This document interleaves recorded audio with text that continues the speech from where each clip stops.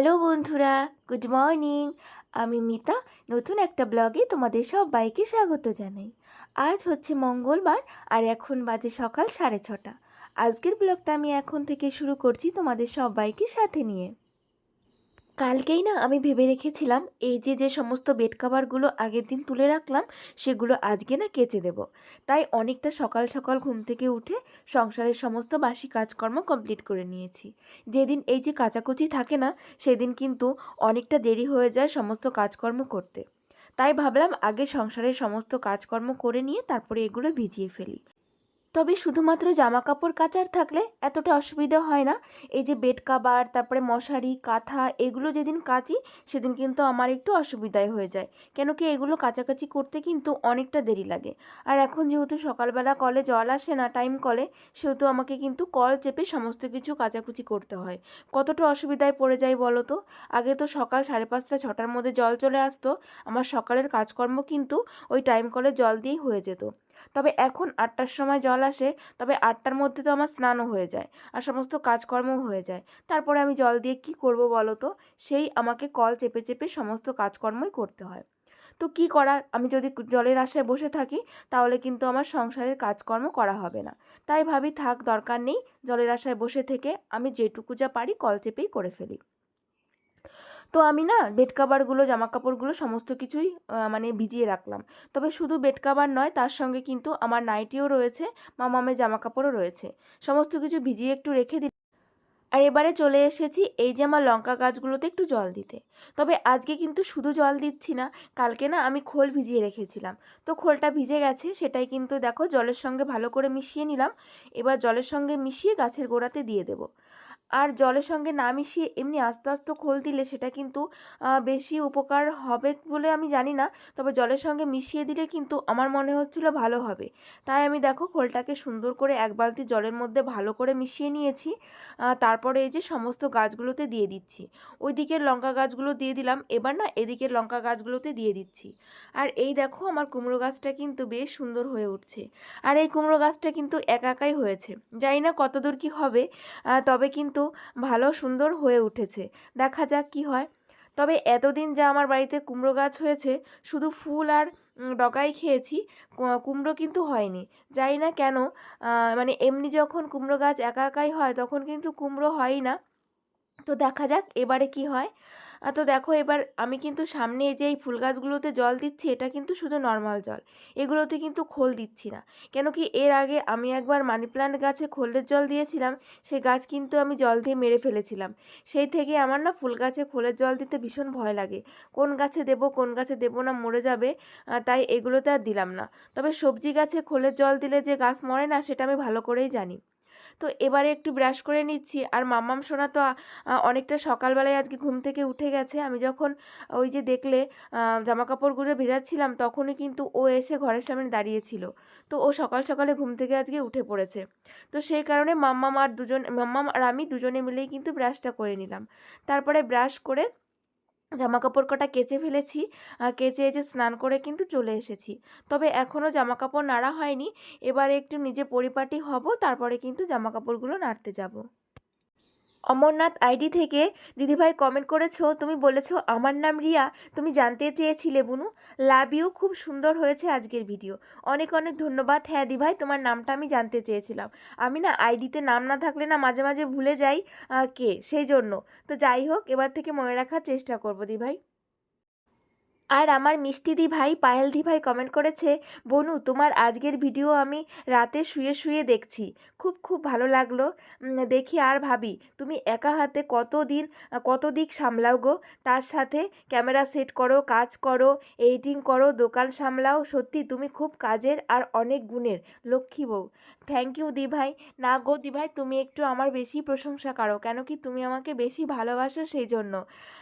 কি করব বলো, সংসারে কাজকর্ম তো করতেই হবে। তবে এগুলো করতে না আমার ভীষণ ভালো লাগে, জানো তো দিভাই, একটুও কষ্ট হয় না। মানে কষ্ট হলেও মনে আনন্দ নিয়ে যদি কাজ করা যায় না, তাহলে দেখবে কষ্টটা অনেক কম হয়। আর আমি যখন কাজ করি আমার নিজের থেকে করি, আর আনন্দ নিয়ে করি। যে জোর জবস্তি আমি কাজ কখনোই করি না জানো। যেটুকু যা করি আমি কিন্তু মন থেকে করি। যদি আমার মন না চায় তাহলে কিন্তু আমাকে কেউ কাজ করাতে পারবে না। আমি সমস্ত কাজগুলো নিজের মন থেকে করি, নিজে আনন্দ করে করি। সেই জন্য জানো তো আমার কষ্টটা হয় না। তো তোমাদেরকেও বলবো, তোমরা যারা সংসারে কাজকর্ম করবে, নিজের মন থেকে করবে, আনন্দ সহকারে করবে। তাহলে দেখবে একটুও কষ্ট হবে না। তো যাই হোক, আর আমার এই পরিপাটি সংসারে কিন্তু ওটাই একটা গুণ। আমি এই যে নিজের মন থেকে সমস্ত কাজকর্ম করি বলেই সংসারে সমস্ত কিছু এত সুন্দর করে গুছিয়ে রাখতে পারি। আর একটা সংসার গোছানো গাছানো দেখলেও কিন্তু বোঝা যায় যে সে কতটা হ্যাপি, কতটা খুশি। এবার তোমার সংসারে যদি সবসময় অশান্তি, ঝামেলা, ঝঞ্ঝাট থাকে, তাহলেও কিন্তু তোমার সংসারে মন বসবে না, সংসারে কাজকর্ম কিন্তু একটুও মন বসবে না। তো আমার সংসারে কিন্তু সেই সমস্ত কোনো কিছু নেই, তাই কিন্তু মহা আনন্দে আমি কাজ করতে পারি। তবে একটা কথা কি বলো তো, টাকা পয়সা ধন সম্পদ থাকলেই কিন্তু কখনো সুখী হওয়া যায় না। যে তোমার অনেক অট্টালিকা আছে, টাকা পয়সা আছে, কিন্তু তোমার কিন্তু সুখ নেই, এটা আমার নিজের চোখে অনেক জায়গায় দেখা। তবে তুমি কুঁড়ে ঘরে থাকো, তোমার টাকা পয়সা নেই, অল্প ইনকাম, তবুও কিন্তু তুমি সুখী হতে পারো। আর এটা সমস্তটাই কিন্তু গৃহিণীদের উপর ধারণ করে।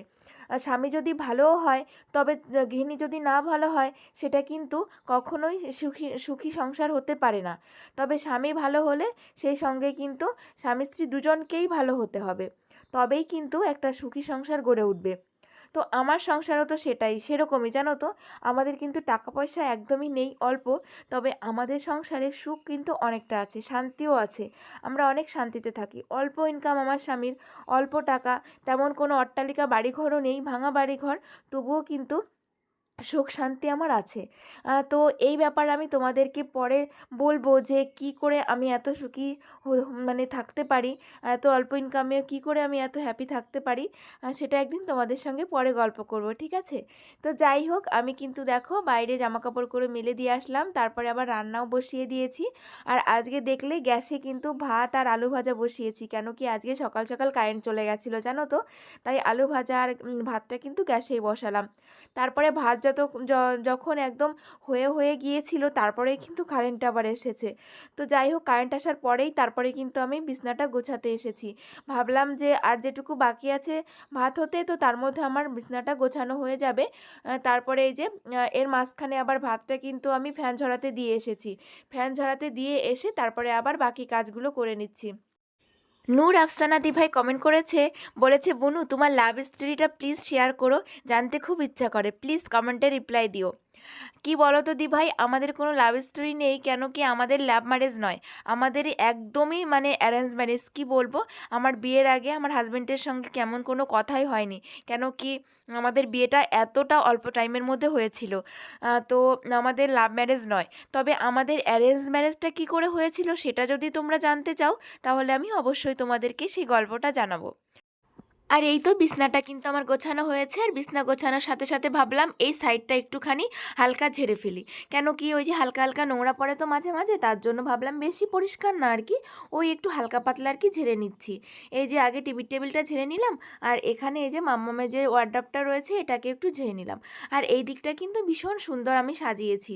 তোমাদের ভালো লাগে কি না একটু কমেন্টে জানাবে, তোমরা কিন্তু একটু কমেন্ট করো না আমার ঘরের সম্বন্ধে।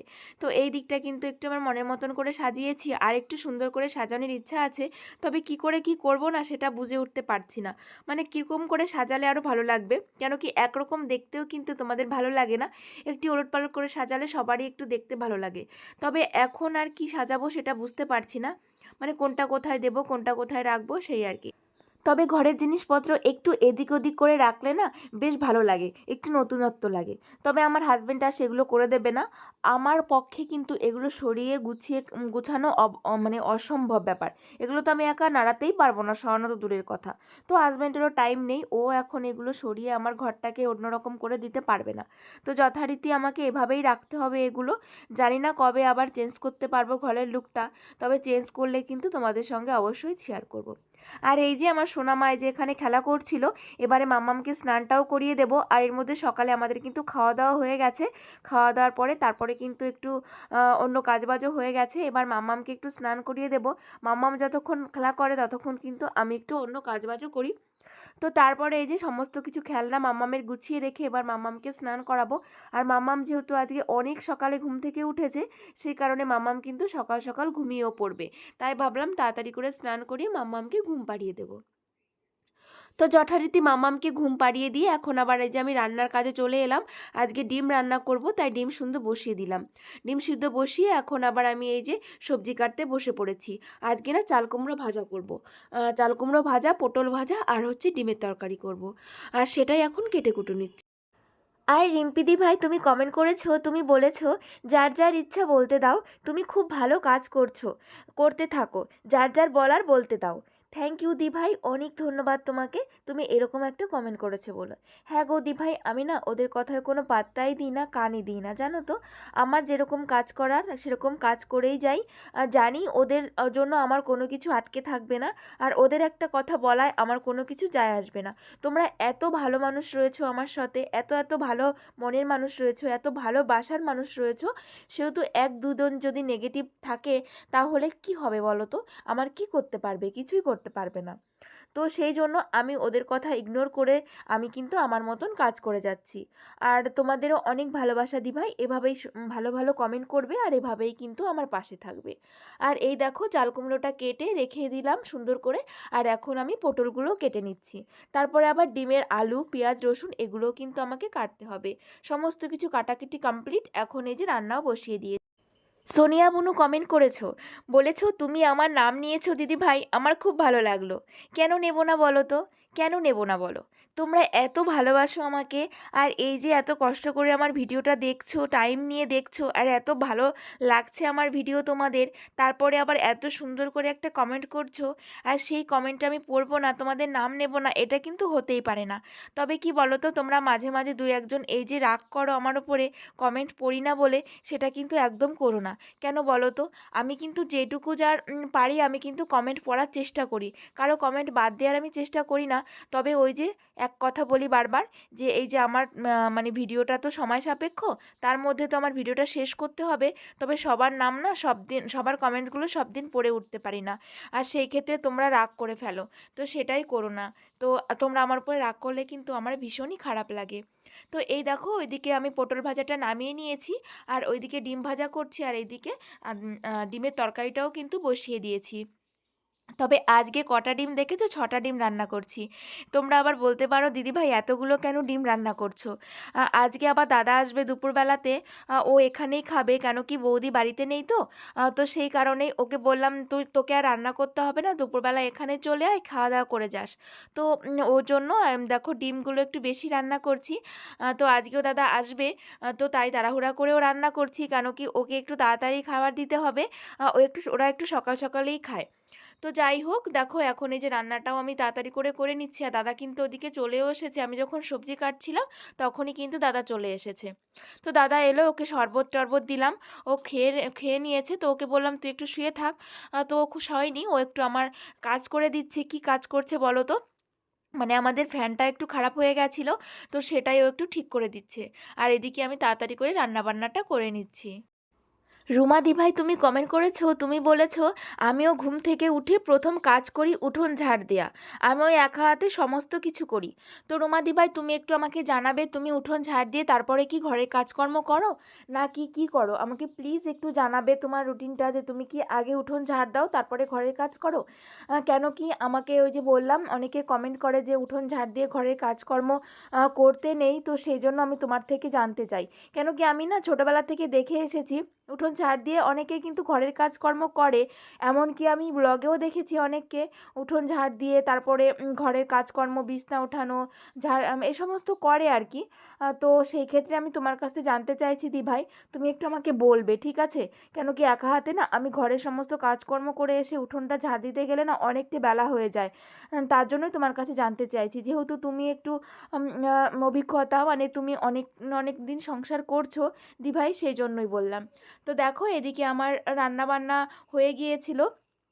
তারপরে সমস্ত কিছু রান্নাবান্না করে আমরা খেয়ে দিয়ে কিন্তু একটু রেস্ট নিয়েছিলাম। আর এখন কিন্তু সন্ধ্যা টাইম, সন্ধ্যা মানে হয়ে গেছে সন্ধ্যা। তো দাদা আবার চলে যাবে, তো সেই জন্য একটু চা বসিয়েছি দাদার জন্য। ও চা খেয়ে, তারপরে ওকে বললাম কি চাটা খেয়ে তোকে কটা ভাত রান্না করে দিই, সেটা নিয়ে যা, রাতের বেলা তোকে রান্না করতে হবে না। তো পরের ট্রেনে যা, একটা ট্রেন পরে যা, আমি রান্না করে দিচ্ছি। তো সেই জন্য দেখো আমি এখন এই যে চা বসিয়েছি, চাটা বানিয়ে ওকে তারপরে একটু ভাত রান্না করে দেবো, সেটা নিয়ে ও যাবে। যাবে। তবে প্রথমে ও রাজি হচ্ছিল না, বলছিল না আমি বাড়ি গিয়ে রান্না করে নেব। তবে বলো তো আমি বোন হয়ে শুধু শুধু কেনই দাদাকে রান্না করতে দেবো। আমি বললাম না না, তোকে রান্না করতে হবে না, তরকারি তো রয়েছেই। আমি কটা ভাত বসিয়ে দিচ্ছি, তাড়াতাড়ি হয়ে যাবে, টিফিন কারিতে কটা ভাত আর তরকারি নিয়ে যা, তো রাতে আর কষ্ট করে রান্না করতে হবে না।